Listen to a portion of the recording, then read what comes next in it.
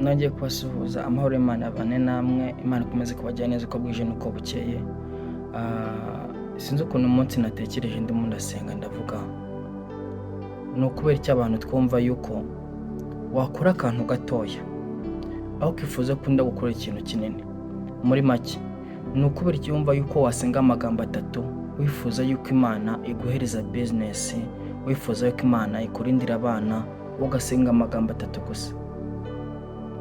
Nimba hari ikintu wifuza ku Mana, waba uri umupapa, waba uri umumama, waba uri umwana, waba uri umukobwa, waba uri umugore, senga Imana ubishyizeho umutima, egera Imana uyihamagare. Wisenga nkaho ushaka akantu gatoya, nkuko uzigeze mu bibazo uyisenga ufite imbaraga. Izo mbaraga nta handi ziba ziri muri wowe. Rero nawe ongera imbaraga zo gusenga, inginga Imana cyane.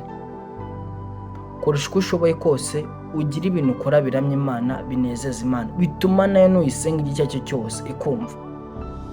Urifuza ko iguhereza imodoka ugasenga isengesho ry'iminota 3. Iryo sengesho uko nawe uko bizi ari kugabura ryagutunga.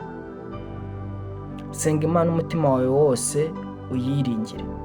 Senga Imana bikuvuye ku mutima, uyisenga byo kwikiza ngo Mana urareba, no. Senga Imana wowe wumva yuko bivuye muri wowe. Uyisenga nkuko uzi aba ari ikibazo cyangwa se hari ikindi kibazo gihari gikomeye kuri wowe, wayisenga.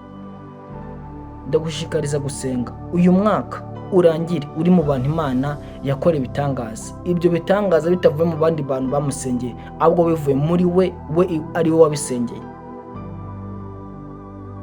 Muri birahanditse ngo nimunyegera nanjye nzabegera. Rero namwe nimwegera Imana mukayihamagara, nayo izabagira neza. Ubuntu bw'Imana bwomeze bwanze mu mitima yanyu, Imana ikomeze kubishimira mu izina rya Yesu.